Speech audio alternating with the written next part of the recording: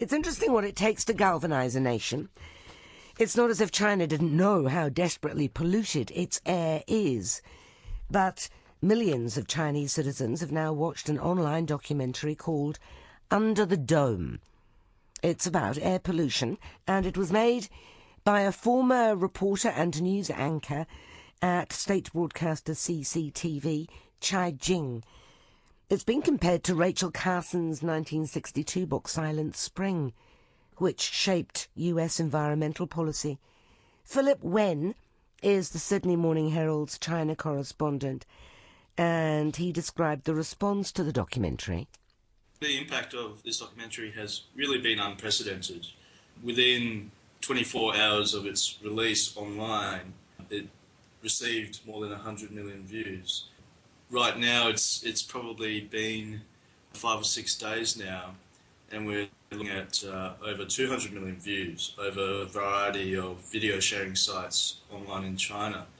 It's also been something that's just really captured the imagination of people online, and people are sharing it on their mobile phones and on social media applications on their phones. It's really dominating discussion as well, and people are just really talking about it because it's something that has always affected people in China, no matter whether you're rich or poor, and that's been a real reason why it's just been a topic that's resonated so widely. What are the outstanding points that the documentary makes for those who haven't seen it? The strength of the documentary is in its emotion. It's presented in a manner that's very similar to Al Gore's An Inconvenient Truth, which obviously tackled the subject of climate change. What's different about Chai Jing's documentary is that it really does tug at the heartstrings. It talks about her own experiences, about being a bit blasé about pollution because it was always there, and sort of ignoring it and thinking it didn't really affect her. But then having a sudden revelation when she was pregnant that her child had grown a tumour while still in her womb. And so then she began to explore what the possible causes were, and her natural suspicion was that it might have had something to do with the poor air quality in China. It's really quite thorough. It's an hour and 40 minutes long. It delves into 3 main points. What is smog? What are the effects on health? And why is this happening? Why is thick smog and toxic air blanketing China at such a wide scale? How polluted is Beijing from your experience? Well, the World Health Organization has a safety standard for air quality. And there's an air quality index based on PMI, PMI 2.5, which broadly is, how many dangerous fine particles are in the air at any given time. So the WHO's safety standard is 25 on that index. In cities like Melbourne, Sydney, Auckland, the average reading would be in the very low single digits, maybe 1, 2 or 3. In Beijing, an ordinary day, you're quite likely to see the reading spike over 150 or 200. But that's just a moderate day in Beijing. That's something that most people in Beijing won't really bat an eyelid over because they're so used to it. And bear in mind, that's as much as 8 times over the WHO's safe standard.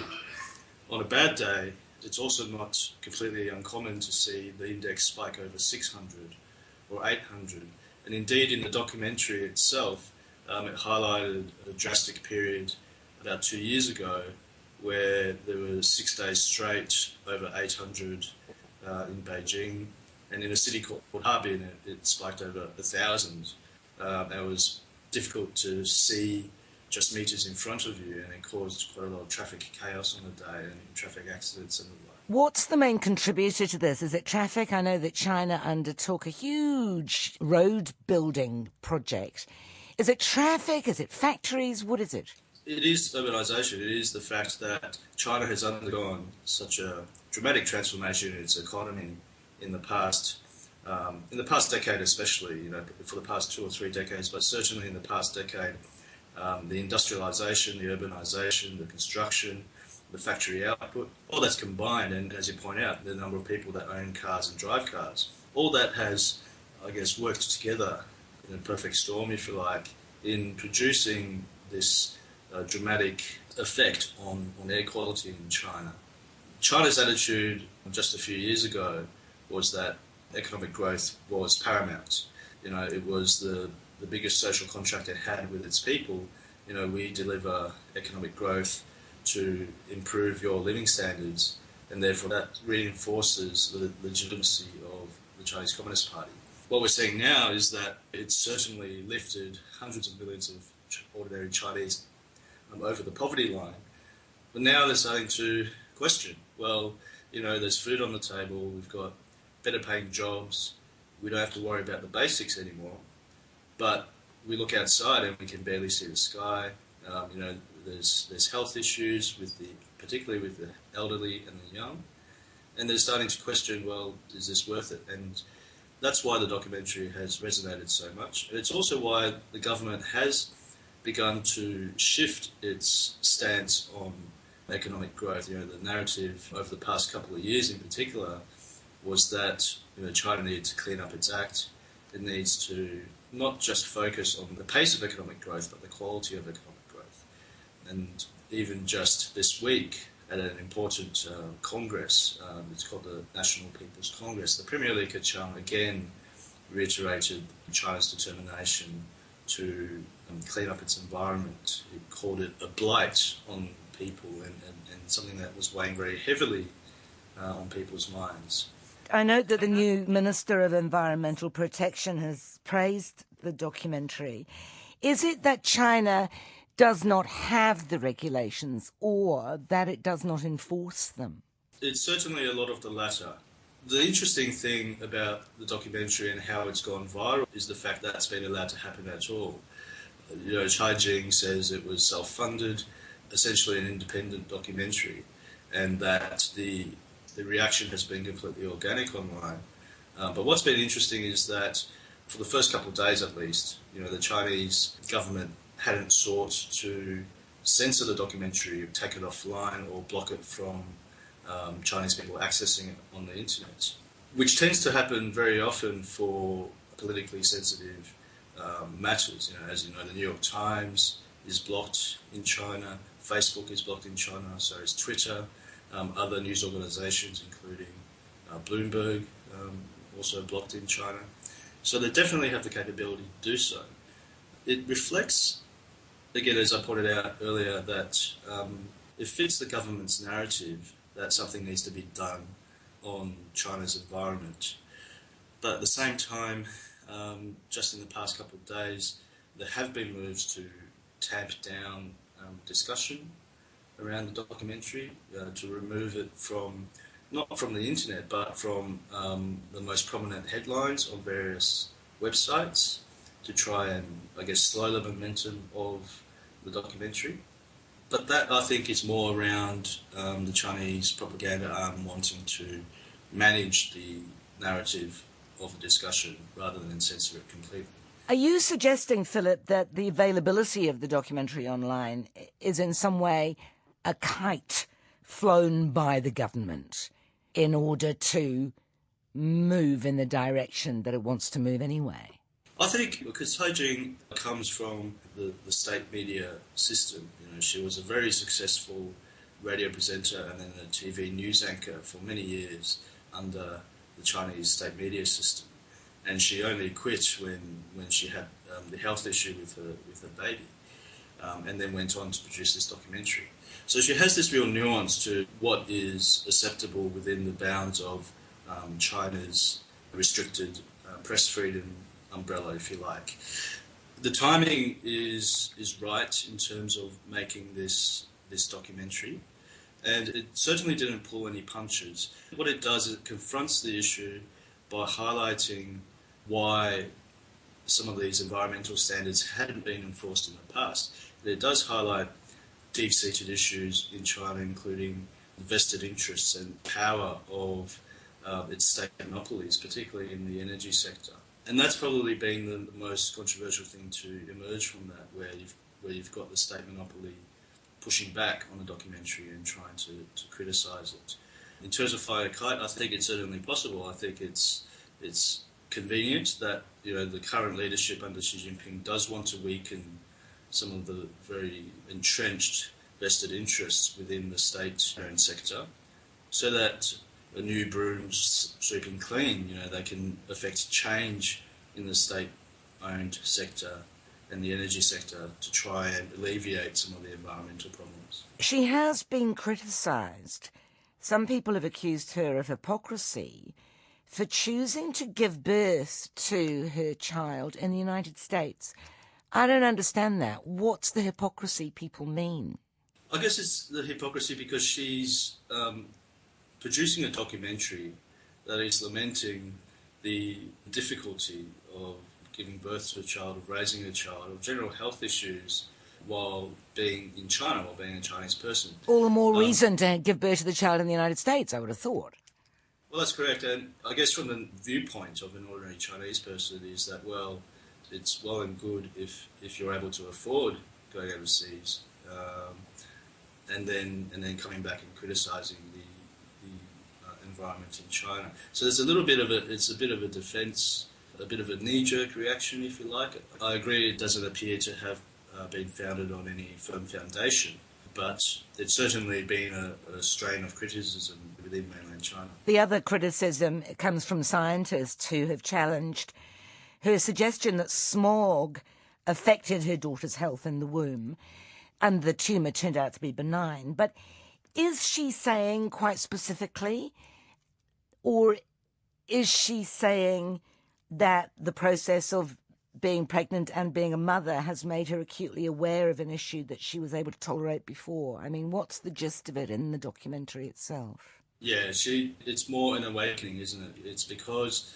her baby had this health scare which prompted her to become more aware of what some of the factors have been. There's no conclusive proof, and she doesn't attempt to say there's conclusive proof that it was smog that caused the tumour in her baby.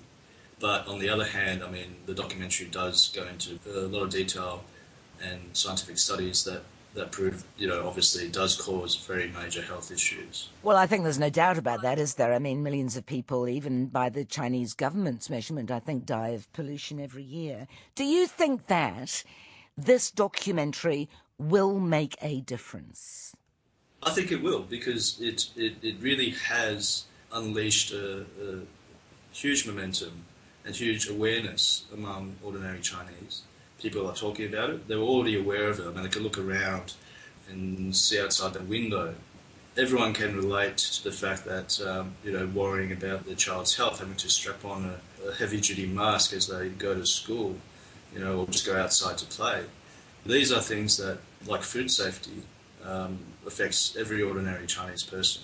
And because it is also something that doesn't go against entirely what the government itself is saying, I think it definitely has the potential to drive momentum towards affecting change. Another interesting point made in the documentary was that it was encouraging sort of grassroots participation in terms of changing behaviour, becoming more aware of what causes pollution, cutting out driving short distances just to the shopping centre or something like that.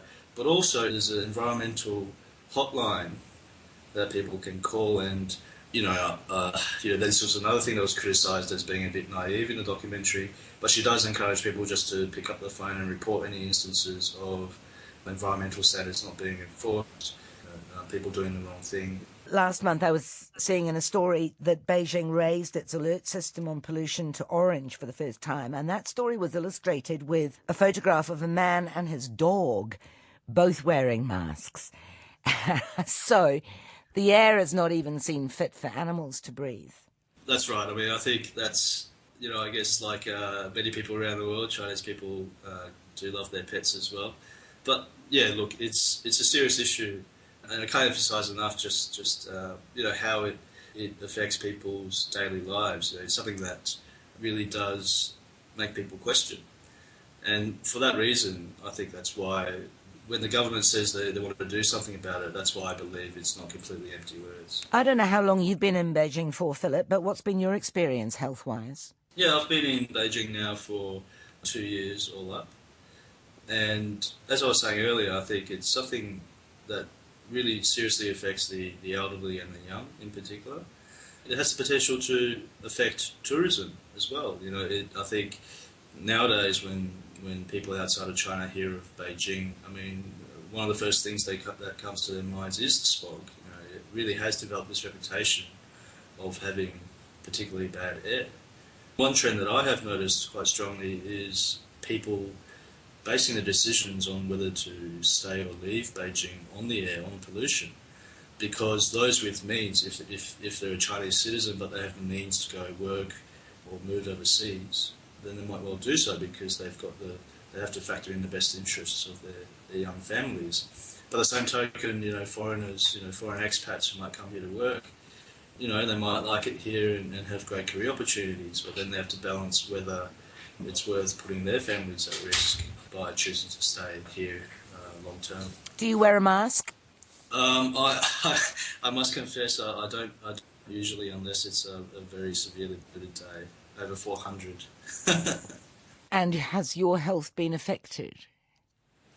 Not that I can tell. I mean, the immediate way I can tell that I've been affected is if I go out on a heavily polluted day, your eyes instantly start to water. So you get this stinging sensation in your eye. You can really taste the pollution as well, when it's a heavily polluted day. And then obviously you might find it difficult to breathe, and quite often you feel lightheaded as well.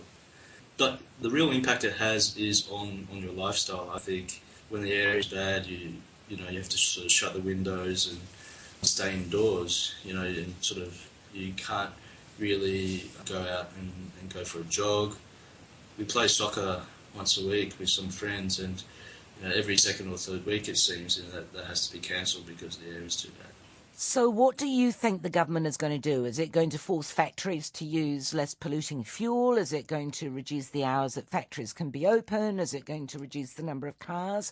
What do you think it has in mind? I know that they're building solar power facilities, but simultaneously coal facilities as well. So what do you think will change? Yeah, I think it's a very multi-pronged approach. I think from the very top level, there's been the determination to cap polluting emissions or carbon dioxide emissions by 2030. There's a real shift towards cleaner energy sources, cleaner coal, for example. There's a trial emissions trading scheme that they're rolling out more widely across China, but also simple things like enforcement, I think, is where they'll be tested.